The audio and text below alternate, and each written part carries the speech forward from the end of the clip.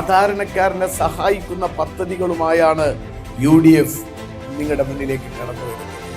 ഏത് പാതിരാവിൽ നിങ്ങൾ വന്നാലും നിങ്ങൾക്ക് പറയാനുള്ളത് പറയാൻ, അത് കേൾക്കാൻ, അതിനൊക്കെയുള്ള സ്വാതന്ത്ര്യം നിങ്ങൾക്കുണ്ട്. അത് എൻ്റെ ഔദാര്യമൊന്നുമല്ല, അത് നിങ്ങളുടെ അവകാശമാണ് എന്നാണ് എൻ്റെ പിതാവിൻ്റെ ബാല്യം മുതലേ